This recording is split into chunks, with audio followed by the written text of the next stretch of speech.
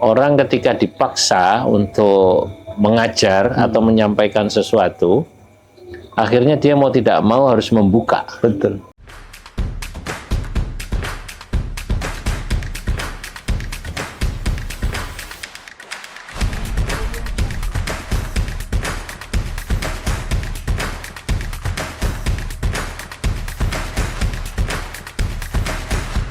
Assalamualaikum warahmatullahi wabarakatuh. Waalaikumsalam warahmatullahi wabarakatuh. Bismillah, alhamdulillah, wassalatu wassalamu ala rasulillah, wala hawla wala quwata illa billah, amma ba'dah.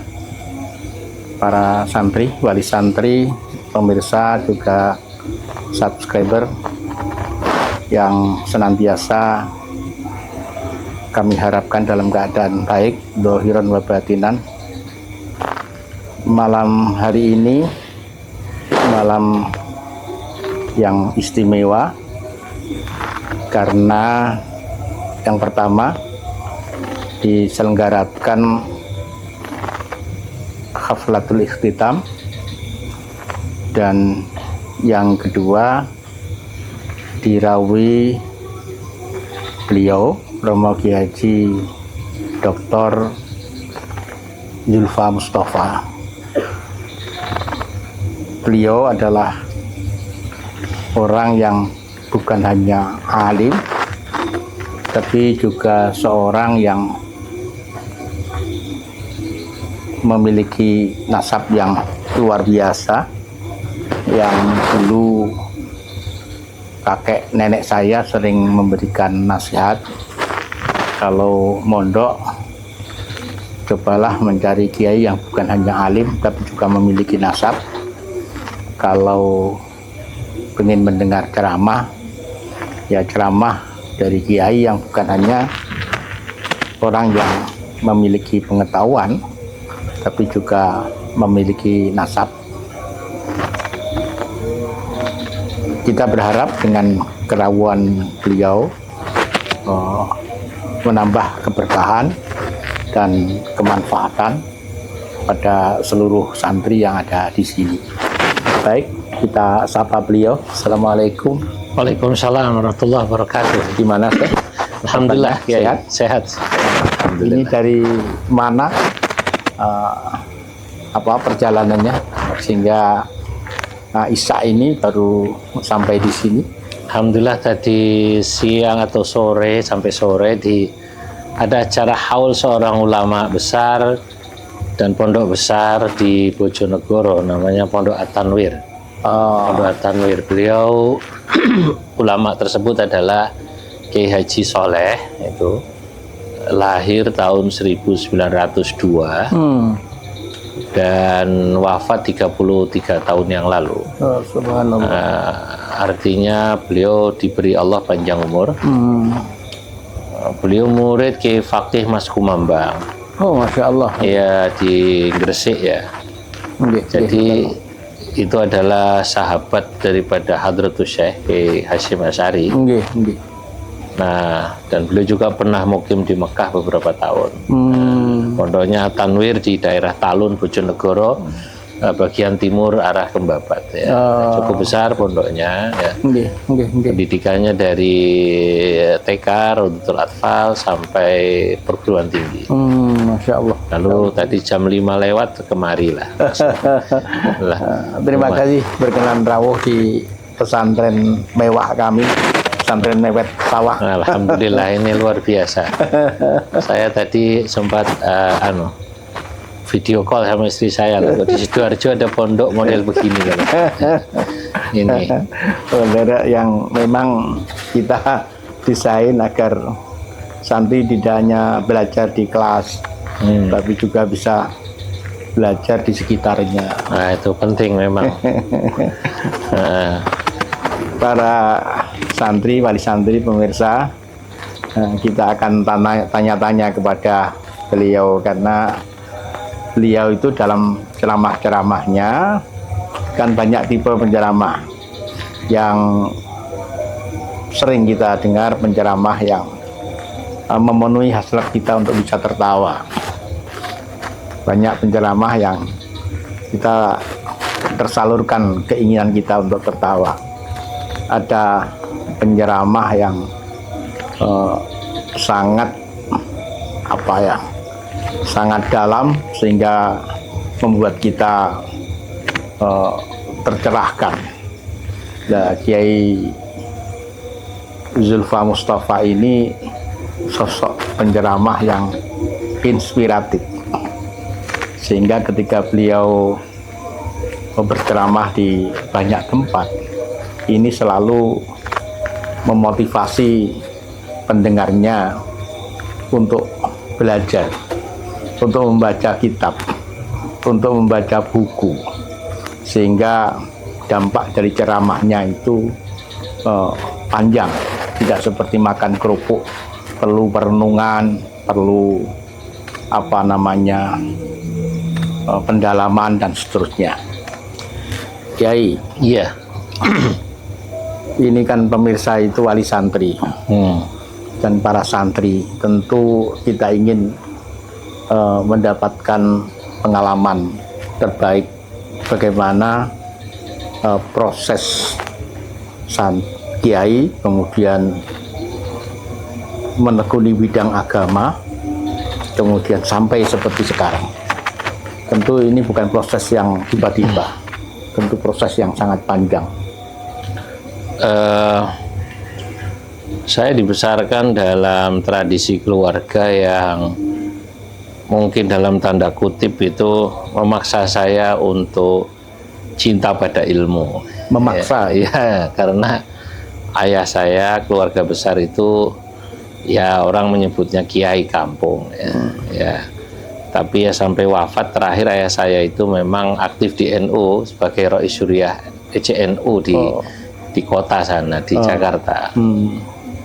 Lalu setiap kali ayah mengaji gitu di majelis, baik di masjid, kadang di rumah di mana ada beberapa santri senior itu sorogan, ya santri senior, ustadz, kadang kiai-kiai muda gitu. Saya terlalu ikut gitu mendengarkan dari kecil.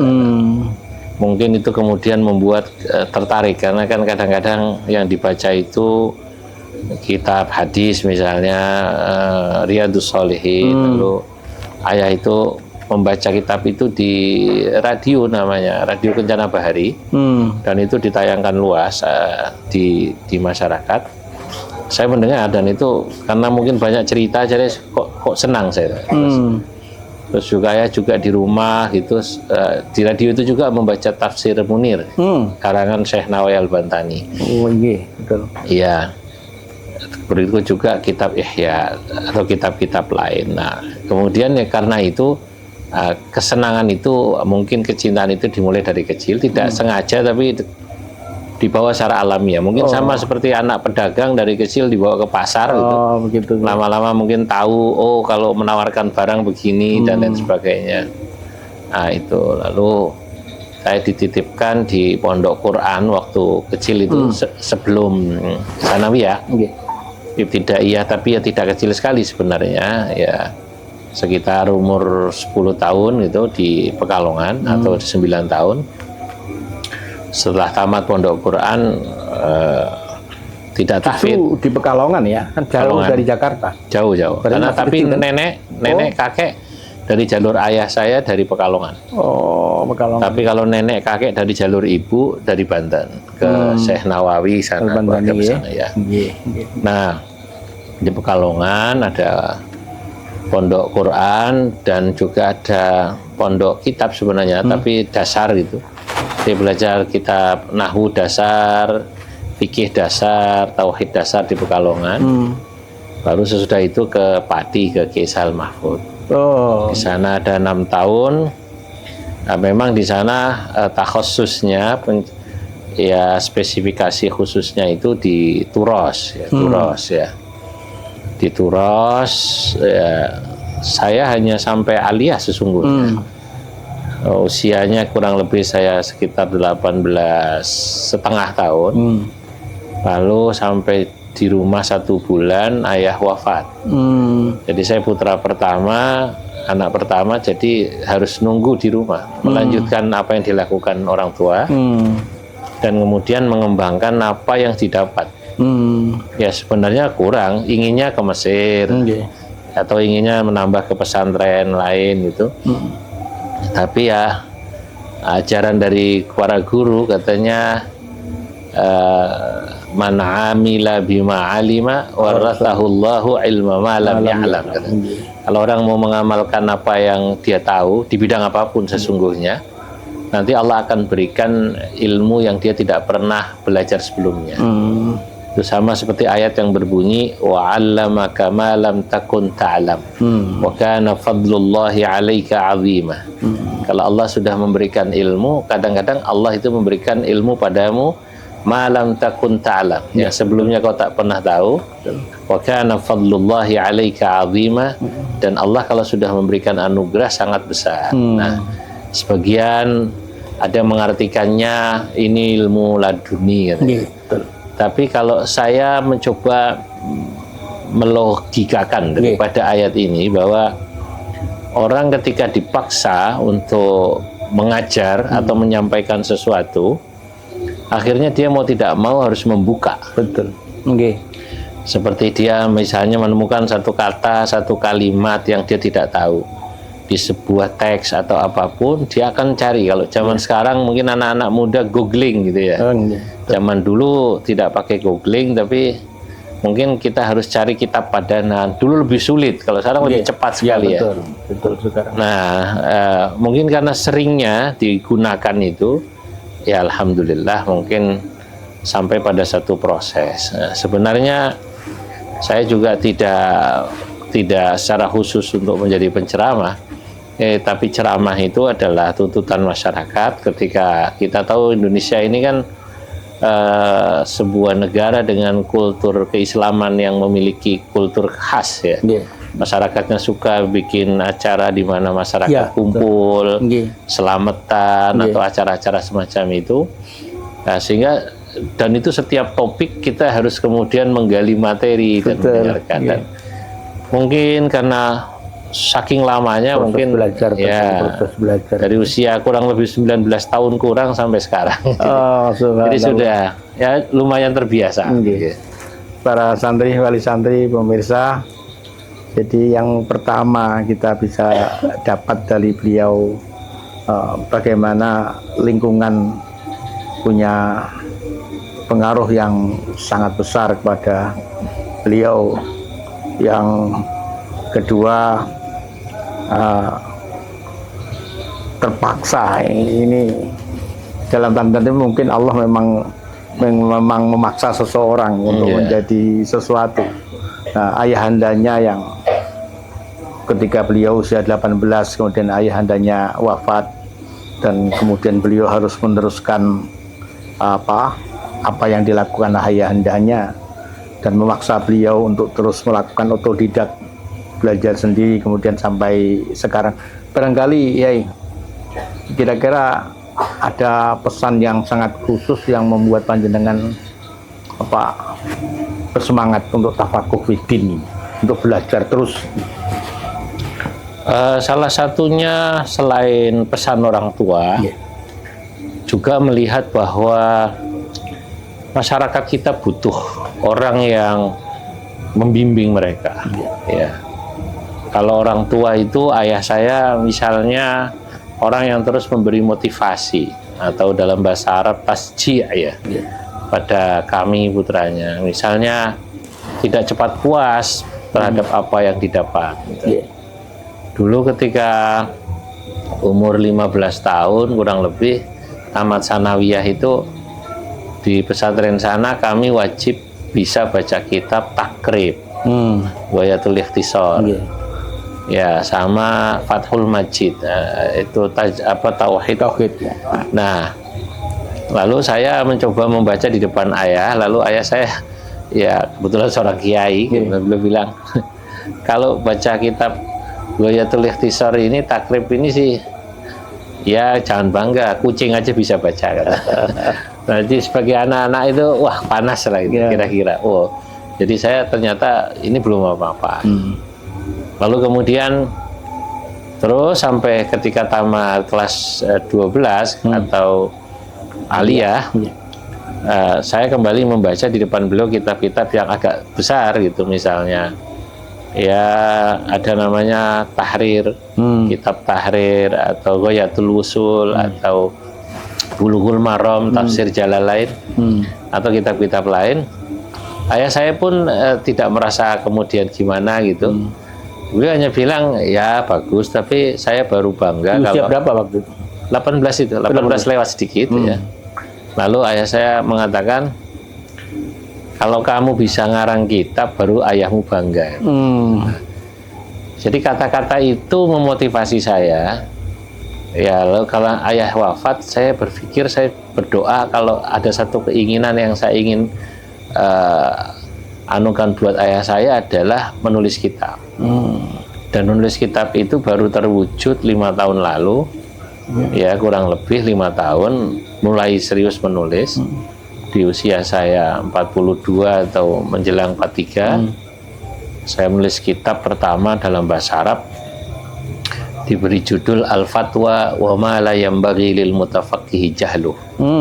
Fatwa dan apa-apa yang santri harus tahu, kira-kira gitu. Teori-teori tentang teorinya. fatwa. Sebenarnya itu lebih tepatnya saya beri subjudul kecil, At-Tatbiqatul Usuliyah fil Fatawal Indonesia, terapan teori-teori usul fikih pada fatwa-fatwa yang dikeluarkan oleh ulama Indonesia, min ulama'iha afradan wa jam'iyah, baik secara pribadi maupun organisasi. Saya beri contoh dalam kitab itu fatwa Kiai Sahal, fatwa Kiai Ma'ruf, fatwa Kiai Afifuddin dan lain-lain, banyak ulama.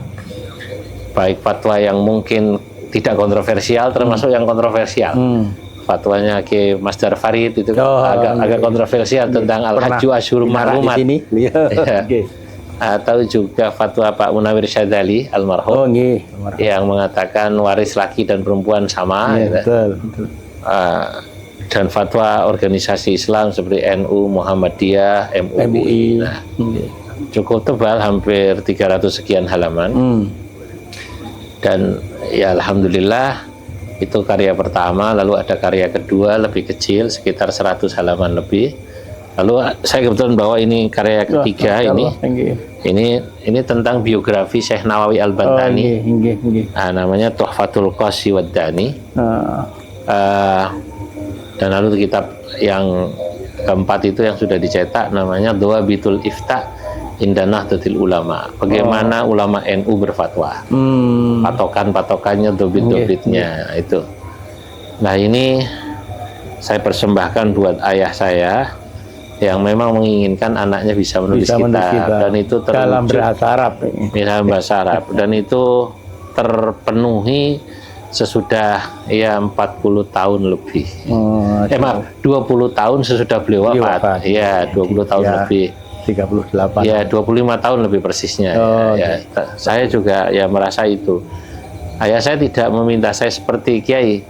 Saya bangga kalau kamu sudah punya pondok pesantren. Tidak, tapi waktu itu kok bilangnya kalau menulis kitab. Jadi ya mungkin tahu karena di Jakarta lahan sangat sempit, susah. Ya, agak sulit mengembangkan. Mungkin perlu di daerah seperti kita. Iya. Para santri, wali santri pemirsa, ini pengalaman yang luar biasa. Beliau memilih semangat yang luar biasa dalam memuliakan birrul walidain, tidak hanya dengan mencium tangan orang tuanya, tapi mencatat dengan garis merah di bawahnya bahwa Bapak pernah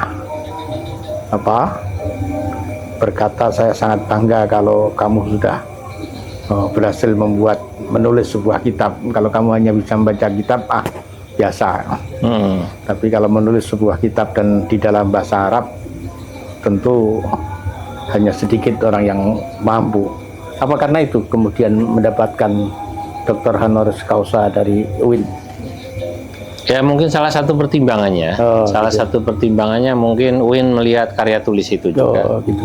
Ya, mungkin ada variabel-variabel lain, faktor-faktor lain. Tapi biasanya memang ya salah satu syaratnya adalah karya tulis. Karya tulis, nggih. Jadi bukan ceramah. Kalau ceramah itu sulit untuk diukur. Nggih, betul. Iya. Kalau karya tulis perlu bisa diuji ya. Diuji. Ya. Mungkin itu salah satunya. Ini agak lebih besar ya. Gimana kalau panjenengan sudah malang melintang di dunia dakwah lah, bagaimana perkembangan dakwah di Indonesia ini? Karena ketika kita melihat realitas, masjid-masjid itu sepi, tapi warung-warung kopi, terus warung kopi yang sederhana atau warung kopi yang semacam di kota-kota itu senantiasa penuh setiap hari. Kira-kira ada apa ini tentang dakwah kita? Ya. Itu yang saya katakan salah satu faktor kedua selain orang tua yang mungkin menanamkan pada saya agar menekuni agama itu adalah ketika saya melihat realitas masyarakat. Lalu ya faktanya masyarakat butuh ditunggui. Sebelum saya menjadi jajaran pengurus besar Nahdlatul Ulama, terutama di bidang tanfidiyah yang menyita waktu, termasuk harus banyak keliling. Ya salah satunya ke pondok ini hari ini yang non-stop. Dulu saya seperti Pak Yai lebih banyak di masyarakat ngaji, karena pesantrennya orang Jakarta itu majelis taklim. Dan majelis taklim tempatnya di masjid, musola. Jadi sehari itu ngaji itu rata-rata di masyarakat itu 4 sampai 5 tempat. Saya menganggap itu seperti Pak Kiai ngajar santrinya di pesantren. Hanya kelasnya adalah masjid. Pada akhirnya kan santri pun ketika dia bermasyarakat mau tidak mau medan dakwahnya adalah masjid, majelis taklim itu. Saya melihat memang sedikit, atau kalau bilang tidak ada ya tidak mungkin, tapi sedikit orang yang sabar gitu mengajar di masjid, karena memang jamaahnya pun sedikit. Ya sabar. Walaupun saya perhatikan dulu saya tetap istiqomah untuk membaca kitab. Ketika orang mungkin sudah merubah metode penyampaian dengan pakai slide atau apapun, ya saya hormati itu. Tapi karena saya dibesarkan dalam tradisi kitab klasik, Kuros, kitab kuning, saya akan membaca itu di samping ya itu menurut saya sumber yang paling otoritatif ya. Dan itu ternyata kok belakangan saya melihat mereka akhirnya suka juga ngaji itu, karena mereka tahu guru kiai ketika mengajar itu tidak ngarang, dia membaca apa yang dia baca. Gitu. Ya, kemungkinan keliru ada, mungkin keliru membaca atau keliru mengartikan, ya. Tapi setidaknya kekeliruan itu bisa dikontrol karena orang tahu bahwa yang dibaca misalnya hadis Bulughul Maram, atau Riyadhus Shalihin, atau fikih takrib, atau tafsir Munir, Jalalain, dan lain sebagainya. Nah, itu yang saya lihat hari ini ya, ruang-ruang itu yang perlu diisi. Masjid, kantor, ya tempat-tempat di mana orang yang biasa kumpul itu perlu diisi. Ketika saya ke Jepang misalnya, ya saya melihat ini mestinya bisa ditiru. Saya pernah bertemu aktivis NU di Jepang. Dia dahulu bekerja sebagai tour guide di Bali, bagian menyelam, apa namanya itu, apa bahasa Inggris, diving ya, sama snorkeling gitu. Dahulu dia kan kalau orang menyelam tidak ada yang pakai baju koko, Pak. Tidak ada yang pakai, kalau perempuan pakai jilbab kan pasti. Tapi ternyata perubahan itu terjadi ketika dia berpikir kok hidup begini, lalu dia menikah sama wanita Jepang yang masuk Islam, dan ketika dia berangkat ke Jepang, orang ini justru menjadi motor gerakan dakwah, terutama warga Indonesia yang di Jepang. yang notabene mungkin banyakkan orang NU, karena mereka ternyata begitu bekerja di malam hari biasanya tadi di tempat ngopi, kemudian ya melakukan hal-hal yang negatif. Otaknya berpikir bagaimana orang-orang ini senang ibadah, senang ngaji. Awalnya ngajinya tidak langsung ke masjid, Pak Kiai. Ya di mana maunya gitu. Mungkin sambil ngopi, sambil apa. Nah, lama-lama ternyata mereka suka akan ilmu agama. Nah, ruang ini yang harus bisa dimanfaatkan. Saya sangat menghormati metode, cara, tempat itu hanya perantara saja, tapi tujuan utamanya adalah membuat orang itu betul-betul cinta pada Allah, ya, dan dapat hidayah. Kata Nabi dalam hadis, la yahdiyallahu bika rajulan wahidan khairun laka min humurin na'ami. Kau menjadi sabab orang dapat hidayah itu dengan cara bagaimanapun itu jauh lebih baik daripada, atau lebih banyak pahalanya daripada kau bersedekah dengan onta yang paling besar. Nah, itu memang PR kita bersama. Betul Pak Kiai, masjid-masjid kita, kantor-kantor kita, yang notabene mayoritas umat Islam, ya itu masih sangat perlu sentuhan dakwah. Karenanya dakwah santri itu jangan hanya di masjid, di kantor, di kafe, dimanapun. Menurut saya begitu. Dan santri Al-Amanah menurut saya bisa mengisi ruang-ruang itu. Doakan. Para santri, wali santri, pemirsa juga subscriber. Barangkali kalau kita berbicara dengan beliau, khatamnya bisa berhari-hari. Tapi beliau juga punya keterbatasan waktu, dan beliau maraton dakwah tentu sangat capek. Nanti kapan kita bisa sambung dalam kesempatan yang lain, tapi dari pembicaraan yang singkat tadi kita menemukan nasihat, menemukan teladan, menemukan rumus bagaimana seharusnya kita menjadi orang muslim, bagaimana kita menjadi seorang pelajar, bagaimana kita menjadi seorang anak, bagaimana seharusnya kita menempatkan diri dalam wilayah yang lebih besar untuk ikut menyelesaikan persoalan-persoalan umat. Dan Yai Zulfa Mustafa sudah hadir dengan sangat baik dalam tugas-tugas yang tadi saya sampaikan. Terima kasih Yai berkenan rawuh di tempat kita. Mohon doanya, mohon nasihat-nasihatnya, mohon tunjuknya. Moga-moga kami yang tinggal di desa ini bisa meniru, meneladani beliau, sehingga suatu ketika lahir santri-santri yang punya kualitas bukan hanya mampu membaca kitab, tapi juga menulis kitab seperti beliau. Sekali lagi terima kasih. Saya ingin memberi hadiah kitab ini buat Pak Kiai. Terima kasih. Iya. Ini Pak Kiai, kenang-kenangan. Alhamdulillah. Saya terima. Semoga menjadi tambah berkah untuk kami. Alhamdulillah, terima kasih Kiai. Akhiran saya akhiri. Wallahu muwaffiq ila aqwamit thoriq. Assalamualaikum warahmatullahi wabarakatuh. Waalaikumsalam warahmatullahi wabarakatuh.